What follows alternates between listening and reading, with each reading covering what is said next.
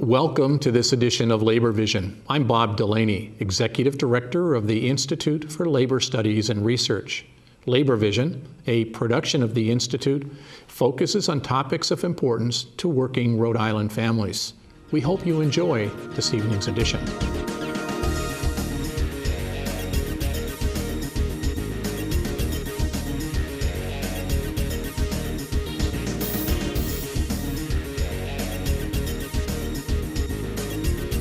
Thank you for joining us for this edition of Labor Vision, where we bring the General Assembly right into your living room. My name is James Parisi. I'm a field representative with the Rhode Island Federation of Teachers and Health Professionals, and I'm your host this evening. Today we're going to be talking about an important bill that was enacted, that passed this year, namely the bill to raise the minimum wage. And we're pleased to have with us the House sponsor of the bill to raise the minimum wage, Representative Dave Bennett. Dave, thank you for joining us. Thanks, James and Jim. It's always a pleasure to be on Labor Vision, and I appreciate you inviting me back. We're pleased to have Representative Bennett with us. He represents the 20th District of the House of Representatives, which covers both of Warwick as well as Cranston. He is a graduate of Tollgate High School. He works at Butler Hospital as a nurse. He's a proud member of SEIU 1199. Hopefully I got all of that right, Representative. You got it right, Jim. You got it. So we had Representative Bennett on our show earlier in the session talking about the minimum wage, and we offered to invite him back if the bill passed, and in fact the bill passed. So Representative, thanks for coming in again this year. Thank you, Jim. Before we talk about the minimum wage, why don't you let our viewers know what other important legislation you worked on this past session? Okay, I worked on a bill that allows brothers and sisters to work, to be able to take their brother or sister in. In Rhode Island law, to be, I'm losing the word, to be part of the program. Is this the people with developmental disabilities? Developmental disabilities, but it's a program that they're allowed to come in where they get money. The same amount of money as if I took them in. The irony of this situation is, let's say you have a brother that's disabled, and I have a sister that's disabled. You can take in my sister, and I can take in your brother, but we can't take in our own. And the state would subsidize that through the shared living arrangements? Shared living arrangement is what they subsidize it through. So my bill would allow you, who would know your brother better? You know, who knows that he likes Cheerios in the morning, he likes wearing his baseball cap, you know, a certain way. You know, and it keeps family with family. And to me, that's so important, especially this day and age. If you can't afford working and taking care of your own family to bring in your disabled brother or sister, you know, but they'll pay somebody else to do it, why won't they pay you? And that just, it really confused me. So I sat with Legislative Council, and we drew up a bill. I worked with the Trudeau Center, and we figured out the proper wording and how to go about it. And I feel it was a strong bill, and I'm proud to be part of it. It's a good bill that keeps families together, and that's a terrific thing. Yes, Senator McCafferty sponsored it on the Senate side. Mm-hmm. Any other legislative initiatives you worked on this past year? Yeah, we worked on the Moltz bill, which went through the first session. That's medical orders for life-sustaining treatment. What this allows you to do, if you're terminally ill, and the doctor says you are terminally ill, you can sit down with him while you're still healthy enough to do this and write out what you want done to you. You know, and it's a very hard thing for families to do. You know, if you're my brother and you don't do this the contract with the doctor of what you want, I may change it because I don't want to let you go. You know, I'm rationalizing. You know, and the doctor's saying, you know, David, you gotta do this, this, and this. You know, I might have problems with that. There's unscrupulous people that would want to keep any checks you might have coming in that they get because of your illness. It allows you to take more control over how you die. you know, it has nothing to do with suicide and nothing to do with helping you die. All it does is say, I, David Bennett, do not want to be resuscitated. I don't want an intubation tube. I don't want a pump to make me breathe. You know, and you can write all this out. And if you change your mind at any time, you can retract that with your doctor. It's just like and the doctor writes it as order. And the beauty of it is, if let's say you're at Kent County Hospital, and they transfer you for whatever reason to Rhode Island Hospital, under the past law, your family would have to come in and rewrite your DNR orders, right? Where this follows you via electronic record. So your family wouldn't be put through that again. And if you think about that, how hard it is the first time, I can't even imagine how difficult it would be to you know, have to go through that a second time. Absolutely, especially if it's your mother, your father, your daughter, your son, you know, anybody you love. But it'd be hard enough to do for a stranger. If somebody gave you the power to say, well, this person here should be on a respirator, you know, and you know, the doctor's the only one that's going to make that decision. Sure. And if you got a contract with him, no respirators, then he'll abide by that. You know, unless, you know, there's reason for him not to. I mean, I think the most bill would contract the doctor in to do your wishes. Because at some point of your demise, you're not going to be able to speak for yourself. Right. You know, and you have to be terminally ill. That's another thing. I took some questions from my constituents when I was going through the neighborhoods, and they want to know, well, couldn't that set you up to somebody to take you out early? I'm like, no, it's nothing like that. You know, I said, and the object of it is to give you a say on what happens to you. I can't help but think that this is a clear example on why we have a citizen legislature. You know, Right. You're a nurse. You're heavily involved in the whole medical field, and you get to bring your expertise as a nurse right into the State House and help develop important public policy. That's a great thing. Yeah, we could use more nurses up there, and doctors and medical people. We deal with a lot of medical issues, you know, and that's why I feel very strongly that other medical professionals get into politics, especially now Obamacare coming in. I'm on the Joint Commission to integrate medical and behavioral health, but that's in the baby stages. So I really don't want to go there until we know where we're going. Sure. But we're looking at that. We're looking at ways to cut the cost, to make it sustainable. You know, the way we're running right now, without Obamacare and the way it was, we're not going to be able to sustain the taxes that we're all going to have to pay every time somebody gets in an accident and goes in a hospital and they have no insurance. You know, especially 18 to 24-year-olds. You know, they're the ones out there riding the motorcycles and surfing and rock climbing and whatever they like to do. But they should have liability insurance that would cover them medically. So, because every time one of them get hurt, you pay for it. You know, and that is certainly how insurance works. Yeah. So let's talk a little bit more about the legislative session before we get into the minimum wage.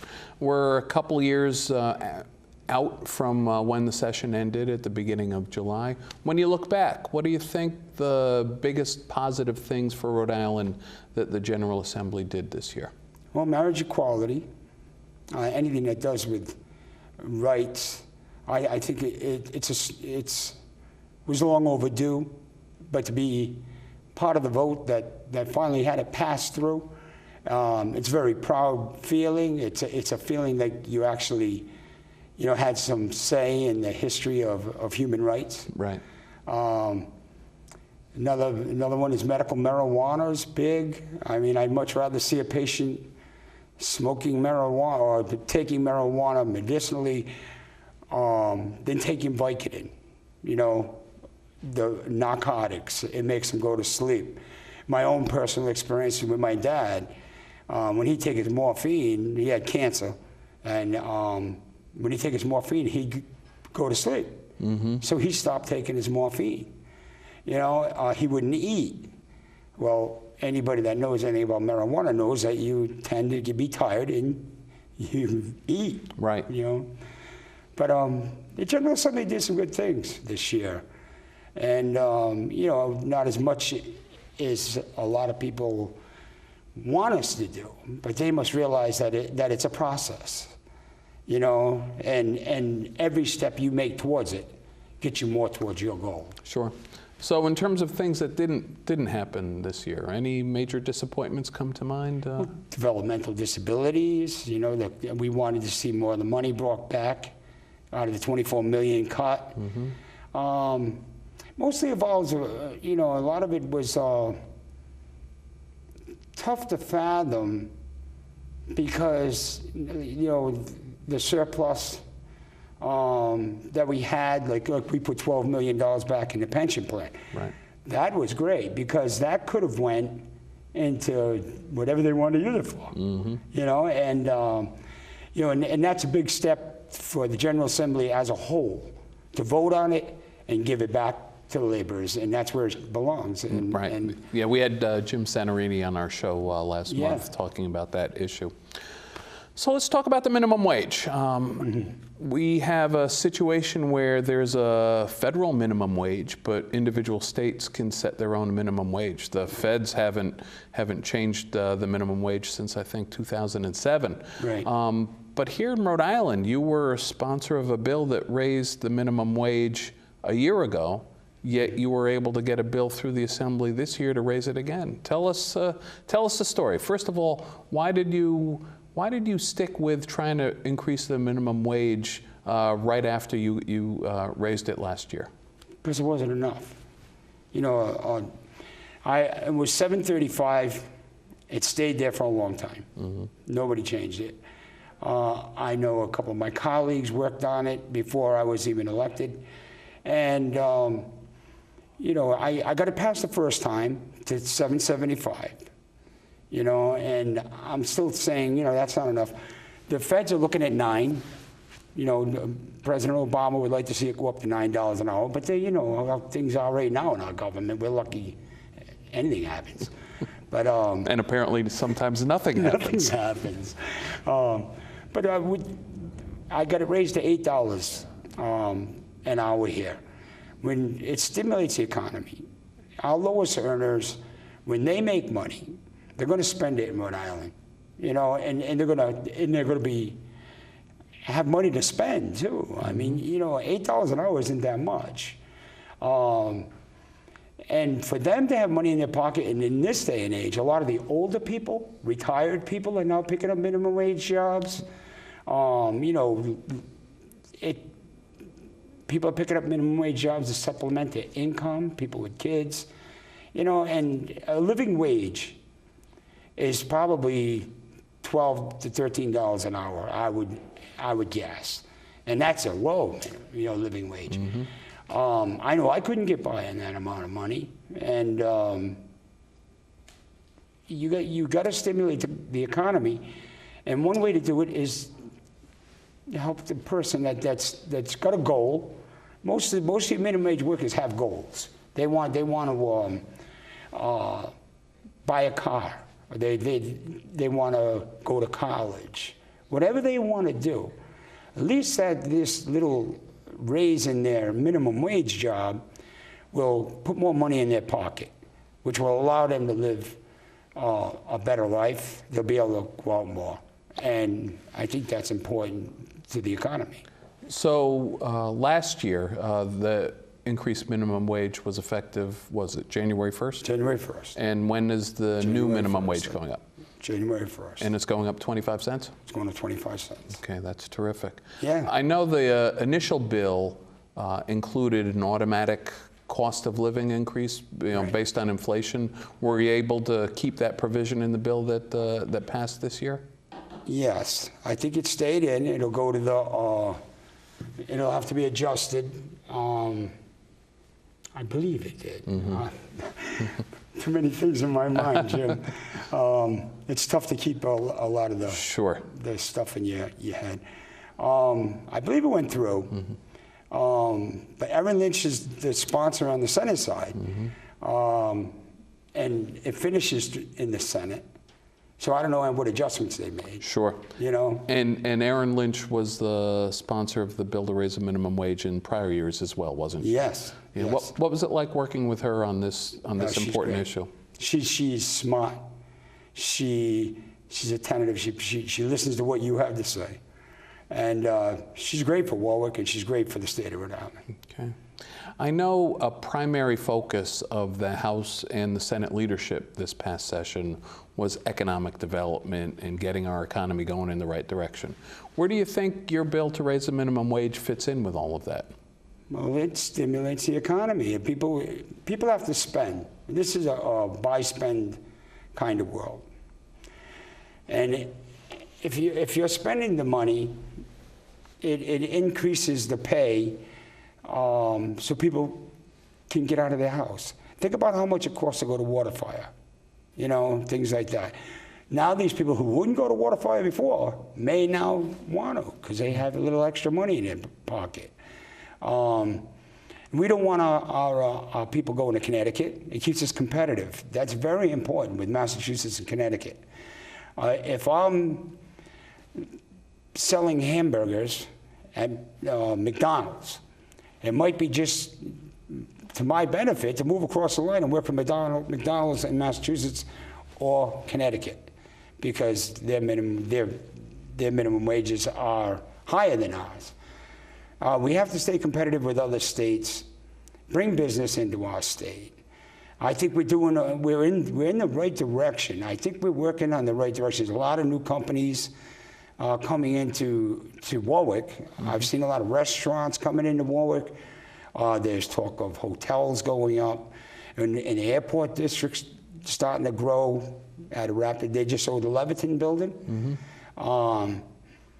I think we're going in the right direction, but it's not as quick as I'd like to see it, and I'm sure the people that are watching the show would like to see it move faster. Sure, but putting some more money in the pockets of people who work hard for a living for not a lot of money is probably a terrific way to build our economy, but really to help working families. Another thing that you got to look at is the older politicians, the politicians from our past, looked at here and now. I think a lot of politicians now are looking down the road. What's going to happen in 20 years? You know I have a 13-year-old daughter that I don't want to see working at $7, $8 an hour. You know, if she goes out and decides I'm going to work before I go to school. And I think all politicians should look down the road. It's part of being a politician. You have to not only work for your generation, get things moving, but keep it moving in a forward motion and not get us in a situation like we're in right now, or we're more so in 2010 and 2011. I think we're moving well, and it's all important that this year we had, I think, 16 new representatives come in, you know, and when I came in, there was 23 new representatives, and they tend to think down the road. Mm-hmm. And I think it helps us. I think it'll help us, particularly as your focus on economic development starts to pay some dividends with historic tax credits and other programs spurring some construction work, for example, raising the minimum wage, making the state a more tolerant place. You talked about marriage equality, family caregivers leave.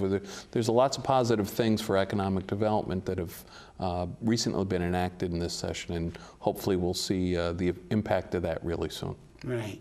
Yes, I hope so. We got a beautiful state, and we're the smallest state, but I think we got the biggest heart. And we've got hardworking people in our state.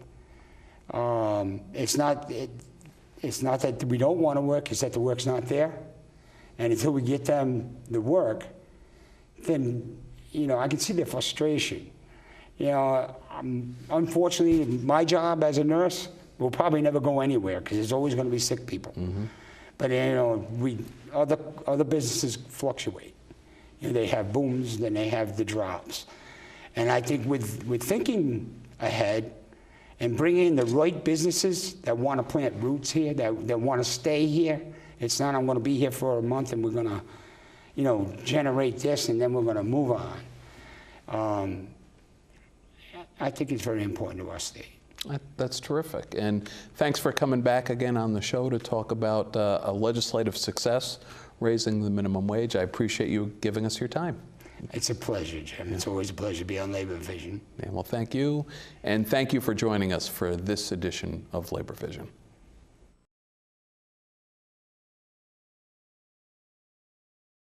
For nearly 3 decades, Labor Vision TV has been covering topics of importance to working Rhode Island families.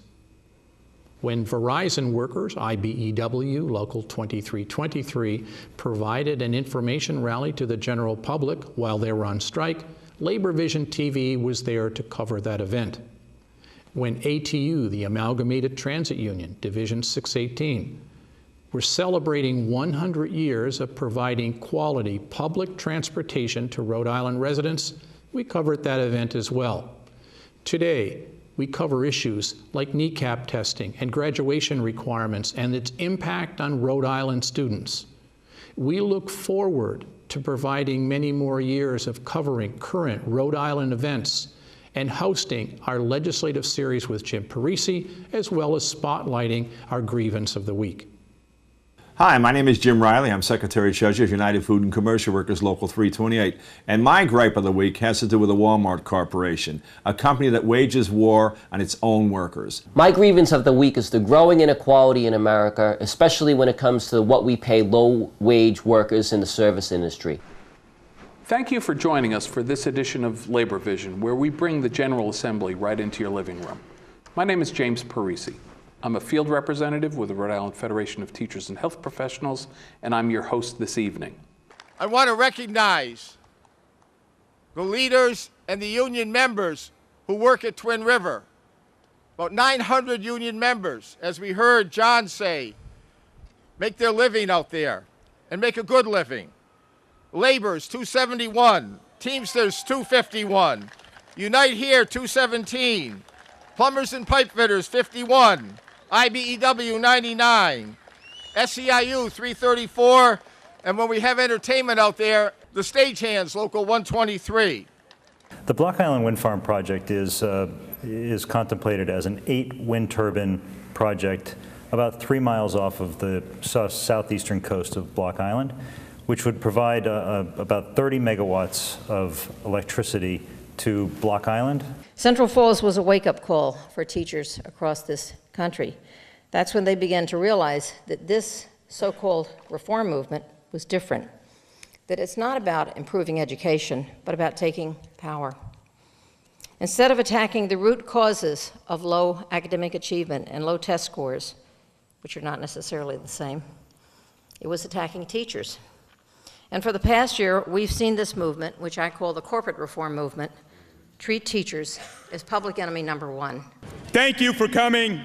Thank you for spending the day with us, but more importantly, thank you for spending the day with each other. Every other profession, the professionals in the field control it. It is time that teachers, ESP, took control of our profession. Teachers and principals want to be evaluated. They want good feedback on their practice.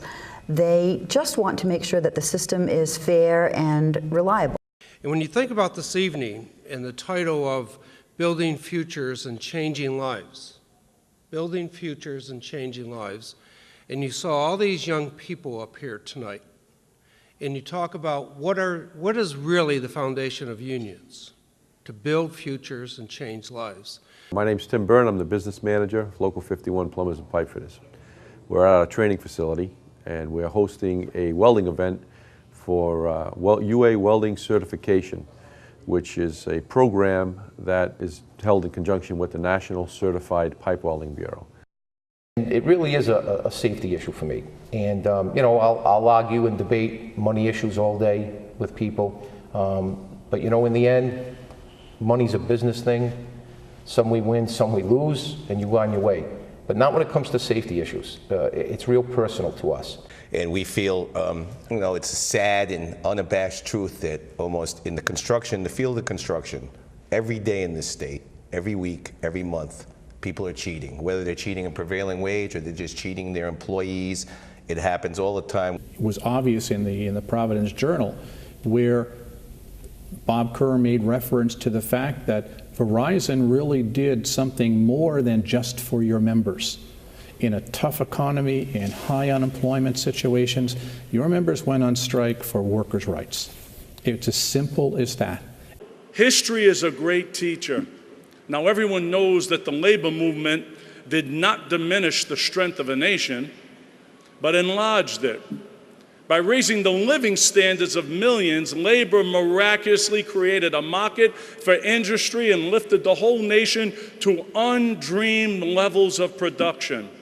The muckrakers came to town to write about what happened. They interviewed one young Italian woman who was an immigrant, and they said, "Why are you on strike?" And she said, "For bread and roses too." Boy, did these people able to encapsulate entire books in one sentence. They were there for bread in order to put food on their table, and the roses represented or were symbolic of all that was good in life: education, entertainment, family life. Why are you on strike? For bread and roses too. The overarching mission of labor has always been to increase the dignity of work. More than wages, more than conditions, it's the dignity of labor. There was a partnership formed with Women and Infants Hospital. That has been a great combination, and also it's good for different health systems to also work together. And then the vision broadened even further by bringing in the community allies in order to have the beginning of what we call an escalator. We've been doing this, like we said, for 20 years, and last year this goes on across the whole country. And I believe last year, throughout the whole country, there was 70.2 million pounds of food collected. And last year we reached our goal. We actually hit 1.1 billion pounds of food since the drive started 20 years ago. In 1987, the organization was formed with a $500 grant from the Providence Central Labor Council. The Labor History Society held its first banquet in 1988 and included people like Ed Brown, Rose Tretendi, Monsignor Edmund Brock, Larry Spitz, Bob McKenzie, and Paul Buell. But I do want to take an opportunity to thank people, and if I was to thank them by name, I'd forget a name. So the people I have to thank are members of Council 94. On December 14th, 2012, a horrific tragedy occurred at Sandy Hook Elementary School in Newtown, Connecticut. Tonight is an opportunity for the Rhode Island educational community to gather together, its teachers, students, administrators, parents, and supporters everywhere, to memorialize the victims of that tragedy as a show of solidarity with our colleagues. Hi, I'm Patrick Quinn. I'm with 1199 New England Healthcare Employees Union. We're here at Women and Infants today. We have an informational picket going on. Folks in our union, we represent registered nurses, techs, housekeeping, laundry, dietary, all the folks that work in the laboratory. So if you kind of combine them with the 80,000 strong plus another probably 25,000 non-AFL labor union folks, it's quite a force in Rhode Island. They can knock us down, but they can't lick us. This is Labor Day. This is our day in Rhode Island, home of the first Labor Day parade in this country. And every working man and woman in this state owes a great debt of gratitude to those who were knocked down and got back up, and to those of us today who continue to march. We are the labor movement.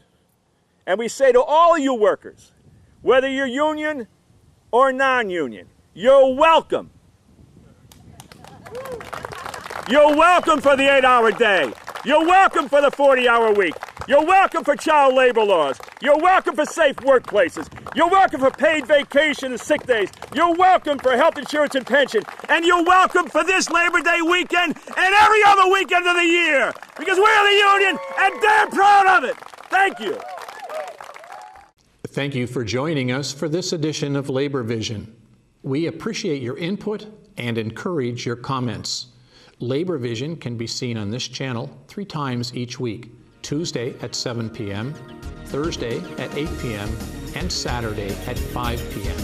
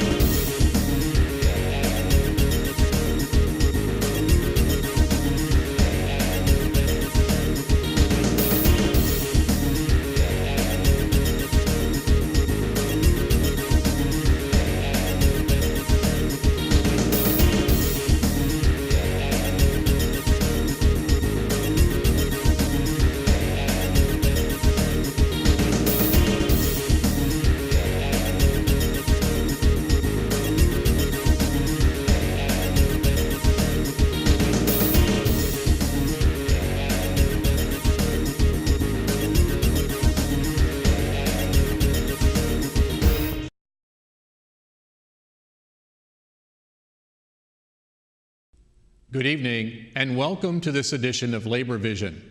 This evening's show is part of our Legislative Issues series hosted by Jim Parisi. I'm Bob Delaney, Executive Director of the Institute for Labor Studies and Research. Labor Vision, a production of the Institute, focuses on topics of importance to working Rhode Islanders. We hope you enjoy this evening's edition.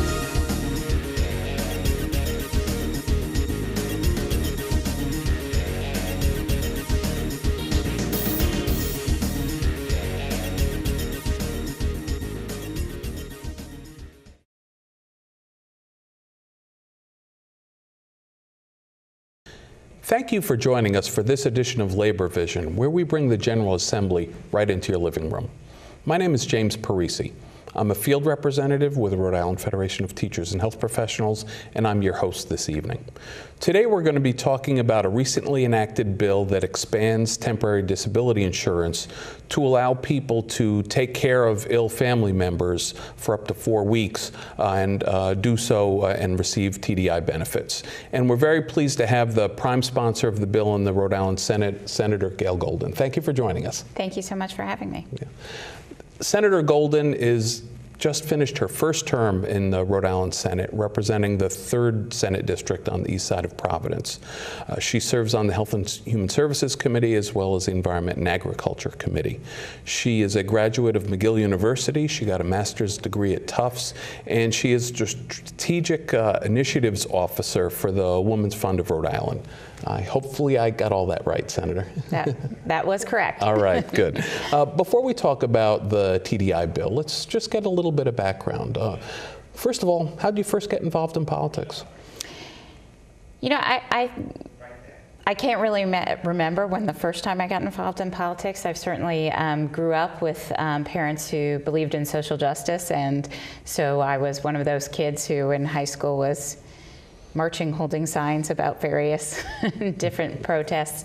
And that really led me to being really engaged in different political offices. I did so kind of on a local level. I primarily grew up in Atlanta, Georgia. And then when I was in grad school, I actually volunteered to work on a district attorney race in Massachusetts for someone that my husband and I knew, and it was really my first time in being very heavily involved in a campaign, and it was a wonderful experience. Mm-hmm. And this run for office when you ran for the Senate in 2012, was that your first run at political office? That was my first run at political office, yes.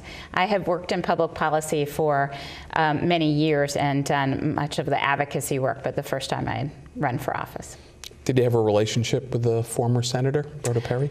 Yes, Rhoda and I had worked for many years on different pieces of legislation. She actually had worked with me in the early 2000s on sort of an early version of the bill that did eventually pass this year.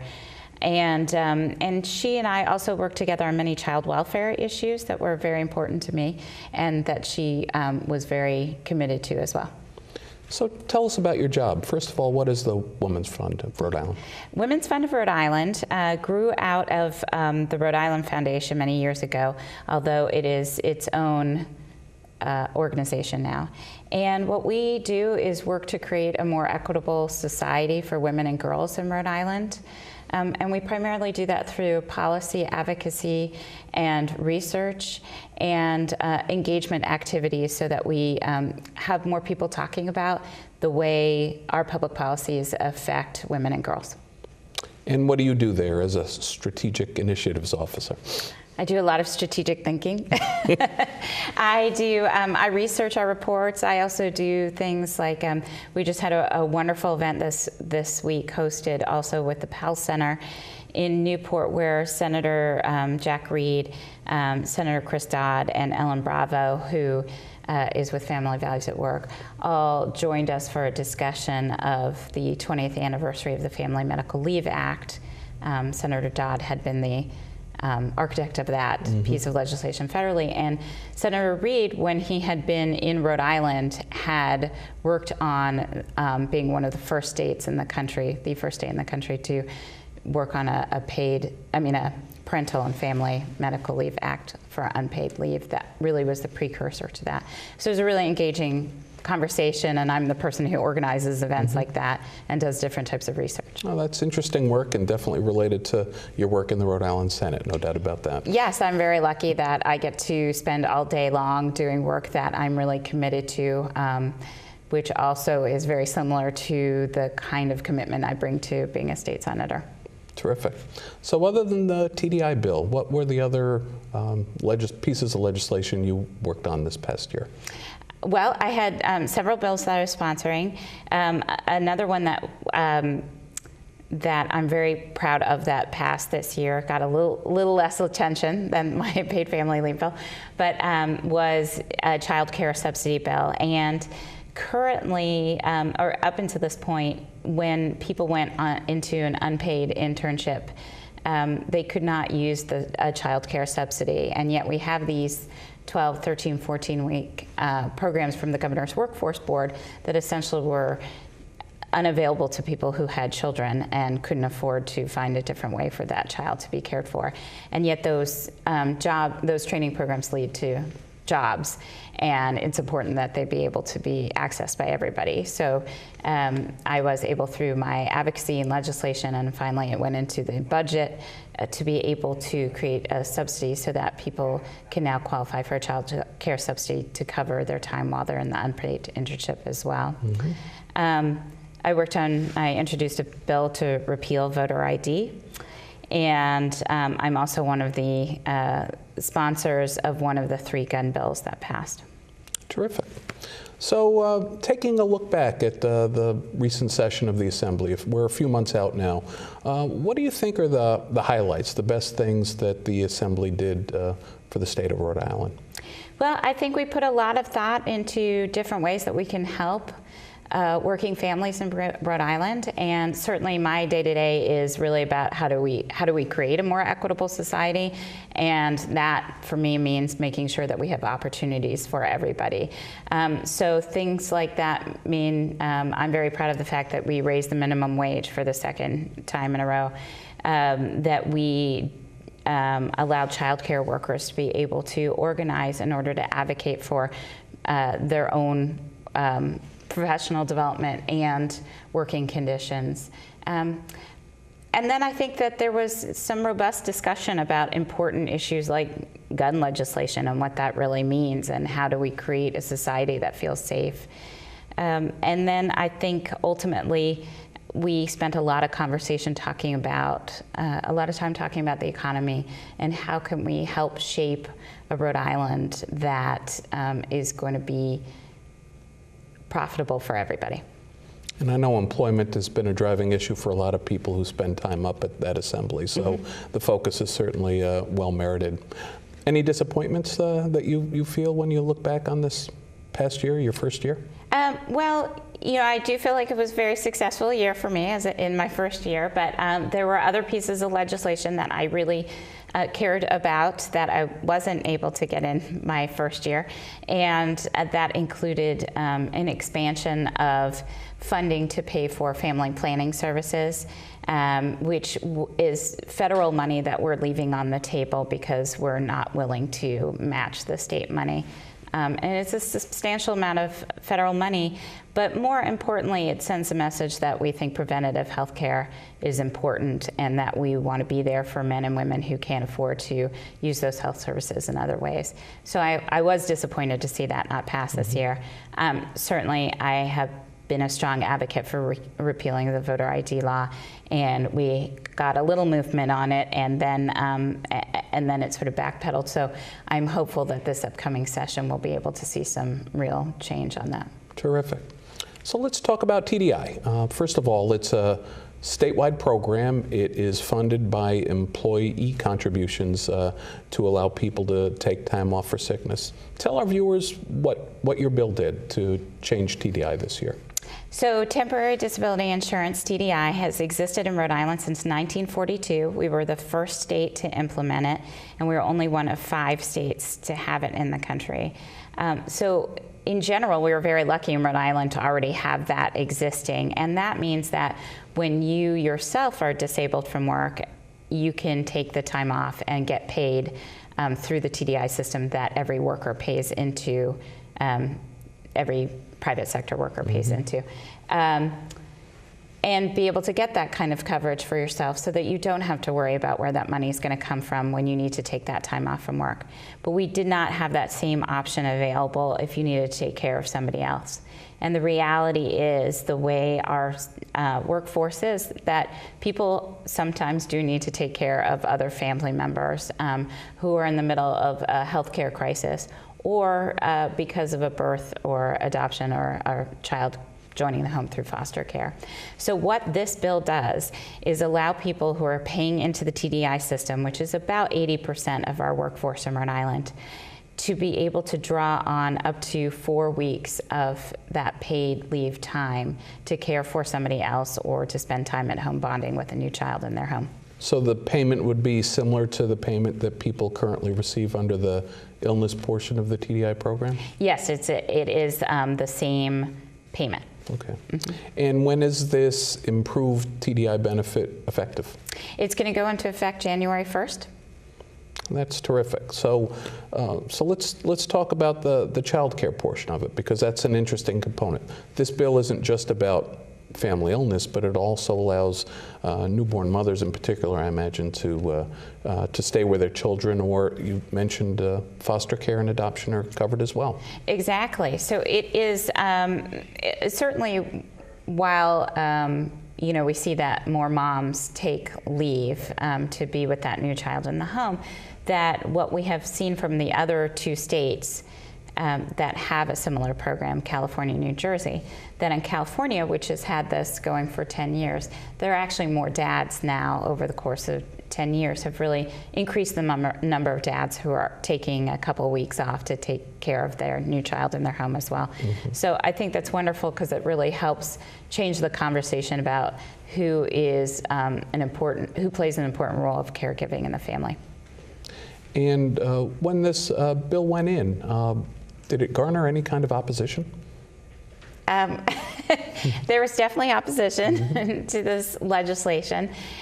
You know, while we saw opposition from the Chamber of Commerce and from SHRM and some of the other business trade associations, it's important to note that there were also business organizations and individual business owners that were strongly in favor of it.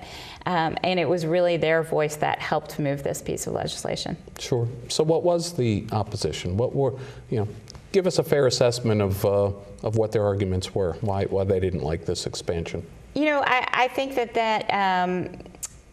it is not different than the same arguments that have gone on for 100 years. Out of every time there has been some sort of change that's perceived as a mandate on business, that whether it be about safety after significant hazard events, or if it's just about quality of working conditions for workers, you know, there's often backlash from business sector saying that this will negatively affect business.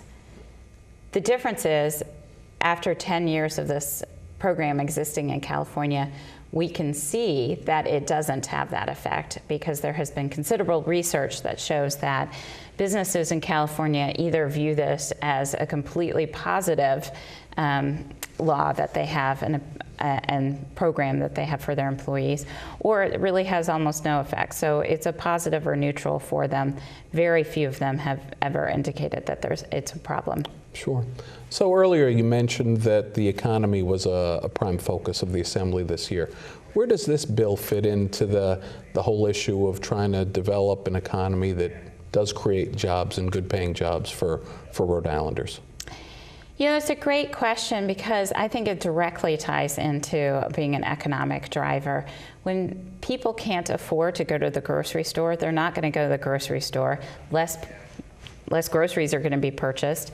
That puts an effect on our local stores, your corner store, your Dave's Market, wherever you go. And so that has a negative effect on our economy.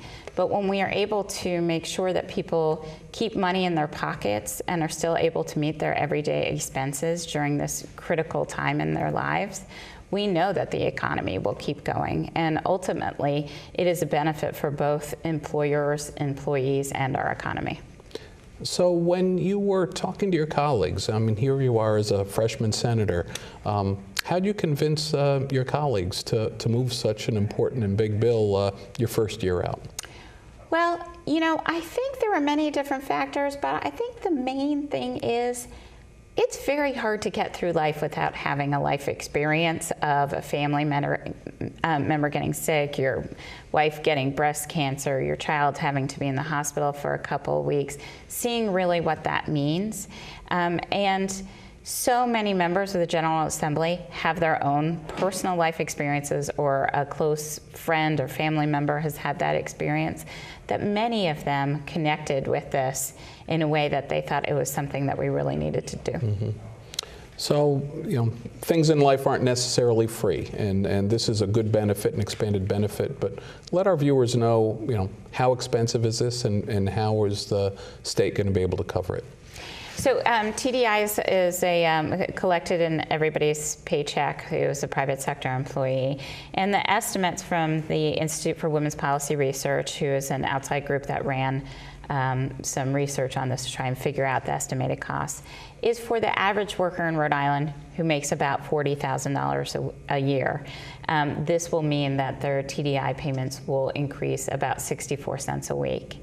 And that is, if you think about the ultimate investment in what you may need over the course of 4 weeks, that's just a small investment to be able to ensure that you have that safety net available to you if you ever need it.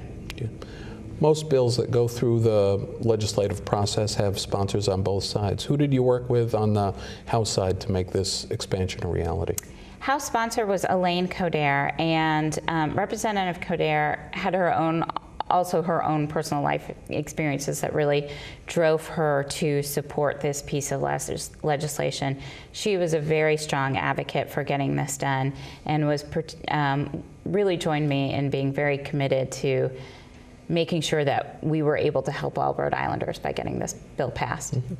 And in terms of the politics of this, what did the governor do with the bill once it went through the assembly process? The governor signed the bill, and he actually had a signing ceremony with Elaine Coderre and myself, and many people were there that were advocates, joined us that day. It was really a wonderful experience. Well, that's terrific. Unfortunately, we're out of time, but I thank you for coming in and telling our viewers about this important new benefit that's going to be available for workers on January 1st of 2014. Thank you very much. Thank you. And thank you for joining us for this edition of Labor Vision.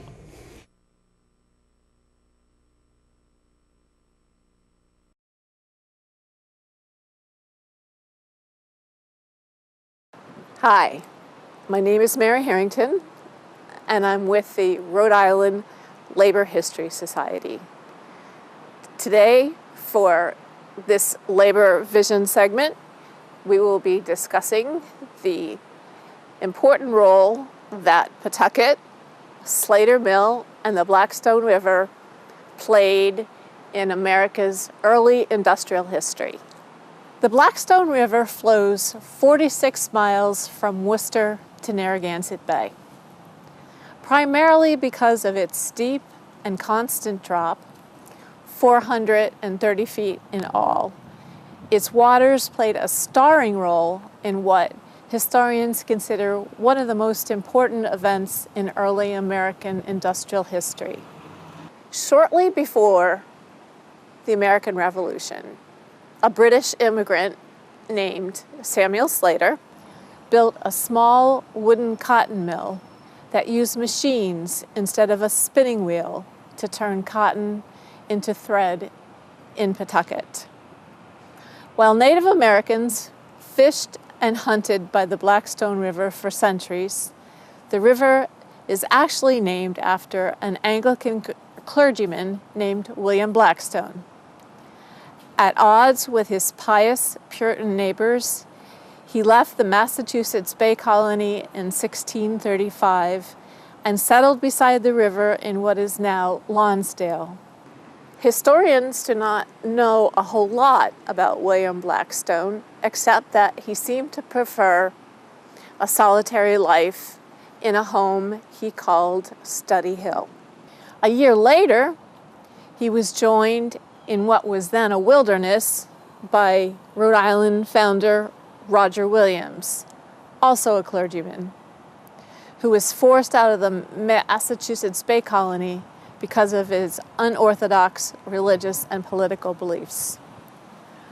Over the next 140 years, other colonists saw the economic potential of the Blackstone's powerful rivers and began acquiring land beside the river and damming it for sawmills, grist mills, and furnaces that produced, among other things, nails, anchors, spades, and other iron tools.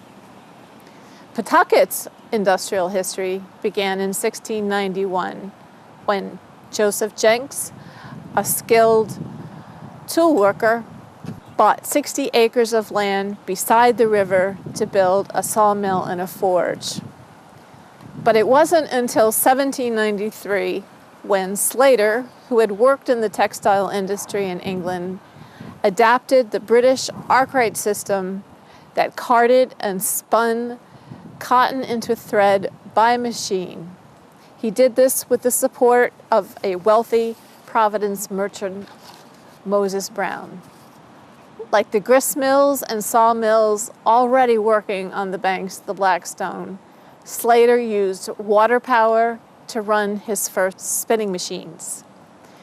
Because the machines required little skill to tend, his first workers were 7 to 14 years old. For the next 30 years, Pawtucket's workforce in the growing textile industry was largely made up of families with young children whose small fingers could easily maneuver around the machines. Children were also much cheaper to hire than adults. Working conditions in the mills were uncomfortable, exhausting, and unhealthy. Bells summoned workers to a workday that began before sunrise and ended after sunset. Workers breathed in the cotton lint particles that filled the air, and respiratory illness was common. Without electricity and dependent on the sun for light, the mills were dimly lit, cold and drafty in the winter and hot and humid in the summer. Breaks were short, and the workers were often hurt, sometimes losing fingers and limbs by the machines that had no protections against injury. Old Slater Mill was originally much smaller than the building that exists now. But it quickly inspired others to build textile mills and new textile machines. By the early 20th century, 34 dams using 409 feet of the Blackstone River's unique fall were providing power to riverside mills. By 1880, the Blackstone River was known as the hardest working river in America. Among the issues and concerns brought to you each week on Labor Vision is our Grievance of the Week, an opportunity to air concerns on public policy. Hi, my name is Jim Riley. I'm Secretary-Treasurer of United Food and Commercial Workers Local 328. And my gripe of the week has to do with the Walmart Corporation, a company that wages war on its own workers. I hearken back to a different time, being 63 years old. I can remember when Sundays back in the 50s and 60s and part of the 70s were family days. The only thing that was opened up on Sundays were churches and restaurants. It was a simpler time. It was a better time. But employers all knew that because everyone had Sunday off back in those days, that would be a good day to get their stores open, to get their businesses open so they could make more profits. And they continued to lobby state legislatures and unions and anyone involved in the businesses that they wanted to open up on Sunday, primarily the retail industry. And after many, many years, about, I think it was back in 72 or 73, the stores in Rhode Island and Massachusetts began to open up on Sunday. Grocery stores, malls, retail stores. But what was happening across the country, in order to get rid of the blue laws, which are the laws that were keeping them from opening these, employers promised employees that they would give them bonus pays, double time, time and a half. We'll give you all these pays if you'll come to work on Sunday. And the clergy were against it as a day of rest, biblically speaking, and we were opposed to it because we wanted to have our employees have that time off. They were used to having those weekends off, the Sunday off. So they continued to lobby, and we said, look, we'll go for this. We'll allow this to happen under one condition in Rhode Island and Massachusetts. We're going to go to the state legislature. We're going to have a bill put in. We're going to have it passed by the legislature and signed by the government. And we want to keep the Chamber of Commerce and the retail food associations out of this. We don't want them up there lobbying against us. The companies agreed. We passed the law. And now here we are, 40 years later, and the only two states in the United States that didn't lose the bonus pay on Sunday were Rhode Island and Massachusetts, because we made it the law. Now, Walmart hates paying their employees time and a half on Sunday. They don't have to do it anywhere else, just in Rhode Island and Massachusetts. So there are two lobbying firms here in Rhode Island that Walmart is now their client, and they are secretly trying to build interest in having legislation to take away the time and a half on Sunday. But I am confident, and I know without question, that the state representatives and state senators and the governor in this state will never entertain any kind of legislation that takes away this bonus money that's so important to people who work in the retail industry here in Rhode Island. Thank you. My grievance of the week is the growing inequality in America, especially when it comes to what we pay low-wage workers in the service industry. This summer, we've seen strikes across the country in fast food working industries, and we need to make sure that we have a living wage in this country.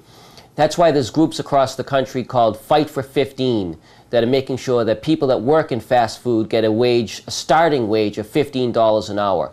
It would be more than adequate and make sure that people can actually raise a family while they're working in some of these industries. And I think people should check this organization out at fightfor15.org. Thank you for joining us for this edition of Labor Vision. We appreciate your input and encourage your comments.